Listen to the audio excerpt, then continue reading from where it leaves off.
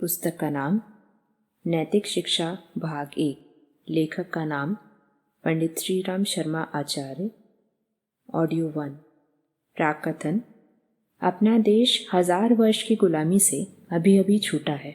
इस लंबी अवधि में उसे दयनीय उत्पीड़न में से गुजरना पड़ा है।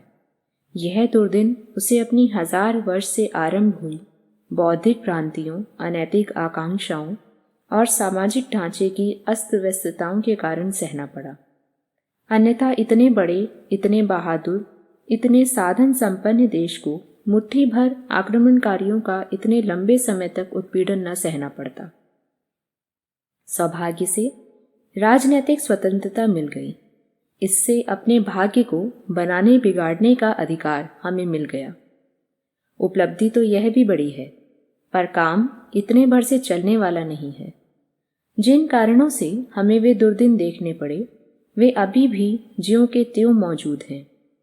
इन्हें हटाने के लिए प्रबल प्रयत्न करने की आवश्यकता है, अन्यथा फिर कोई संकट बाहर या भीतर से खड़ा हो जाएगा और अपनी नई स्वाधीनता खतरे में पड़ जाएगी। व्यक्ति और समाज को दुर्बल करने वाली विकृतियों की ओर ध्यान देना ही पड़ेगा, और जो अवांछनीय, अनुपयुक्त हैं, उसमें बहुत कुछ ऐसा है जिसको बदले बिना काम नहीं चल सकता। साथ ही उन तत्वों का अपनी रीति नीति में समावेश करना पड़ेगा जो प्रगति, शांति और समृद्धि के लिए अनिवार्य रूप से आवश्यक हैं। व्यक्ति के निर्माण और समाज के उत्थान में शिक्षा का अत्यधिक महत्वपूर्ण योगदान होता है। प्राचीन काल की भारतीय गरिमा ऋषियों द्वारा संचालित गुरुकुल पद्धति के कारण ही ऊंची उठ सकी थी। पिछले दिनों भी जिन देशों ने अपना भला बुरा निर्माण किया है, उसमें शिक्षा को ही प्रधान साधन बनाया है। जर्मनी, इटली का नाजीवाद, रूस और चीन का साम्यवाद, जापान का उद्योगवाद, युगोस्लाविया, स्विट्जरलैंड, क्यूबा आदि ने अपना विशेष निर्माण इसी शताब्दी में किया है। यह सब वहाँ की शिक्षा प्रणाली में क्रांतिकारी परिवर्तन लाने से ही संभव हुआ। व्यक्ति का बौद्धिक और चारित्रिक निर्माण बहुत करके उपलब्ध शिक्षा प्रणाली पर निर्भर करता है। व्यक्तियों का समूह ही समाज है। जैसे व्यक्ति होंगे वैसा ही समाज बनेगा। किसी देश का उत्थान या पतन इस बात पर निर्भर करता है कि इसके नागरिक किस स्तर के हैं, और यह स्तर बहुत करके वहाँ की शिक्षा पद्धति पर निर्भर रहता है। अपने देश की शिक्षा पद्धति कुछ अजीब है।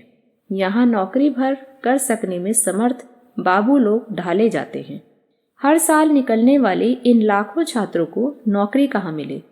वे बेकार घूमते हैं और लंबी चौड़ी जो महत्वाकांक्षाएं संजो कर रखी गई थी, उनकी पूर्ति न होने पर संतुलन खो बैठते हैं और तरह तरह के उपद्रव करते हैं।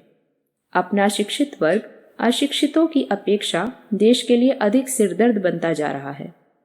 इसमें बहुत बड़ा दोष शिक्षा पद्धति का है, जिसमें चरित्र गठन, भावनात्मक उत्कर्ष, विवेक का तीखापन तथा आर्थिक स्वावलंबन की दृष्टि से केवल खोखलापन ही दिखता है।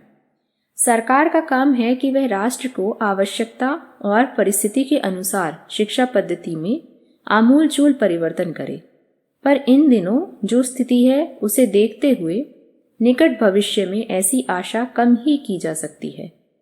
फिर क्या हाथ पर हाथ धरे बैठा रहा जाए और जो कुछ चल रहा है उसे ही चलते रहने दिया जाए? ऐसा उचित न होगा। हमें जनता के स्तर पर जन सहयोग से ऐसी शिक्षा प्रणाली विकसित करनी चाहिए जो उपयुक्त प्रयोजन को पूरा करने में कुछ महत्वपूर्ण योगदान कर सके। युग निर्माण योजना ने यही कदम उठाया है। गायत्री तपोभूमि मथुरा में अवस्थित युग निर्माण योजना के अंतर्गत पिछले कई वर्ष से एक युग निर्माण विद्यालय चल रहा है। इसका प्रधान विषय जीवन जीने की कला, चरित्र गठन, मनोबल, विवेक जागरण, समाज निर्माण जैसे तथ्यों का सांगोपांग शिक्षण और अभ्यास कराना है। साथ ही गृह उद्योगों का एक शिक्षण भी जुड़ा रखा गया है, जिसमें कोई सुशिक्षित व्यक्ति अपने निर्वाह के उपयुक्त समुचित आजीविका उपार्जन कर सके। मजदूरों को कड़ा परिश्रम करके थोड़े पैसे कमाकर भी चलने की आदत रहती है।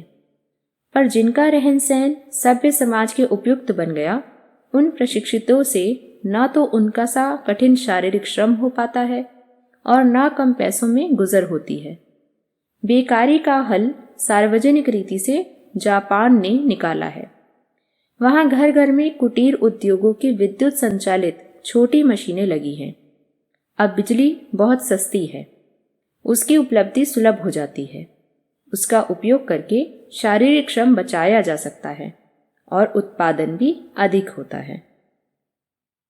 युग निर्माण विद्यालय में ऐसे ही उद्योगों के प्रशिक्षण की व्यवस्था की गई है। बिजली की विभिन्न मशीनों की मरम्मत, रेडियो ट्रांजिस्टरों का निर्माण, सुगंधित तेल बनाना, प्रेस व्यवसाय के अंतर्गत कंपोज, छपाई, बाइंडिंग, रबड़ की मोहरें व्यवस्था आदि प्रशिक्षणों का क्रम बहुत दिन से चल रहा था। यह शिक्षितों को स्वावलंबन देने की दिशा में एक अति महत्वपूर्ण कदम है।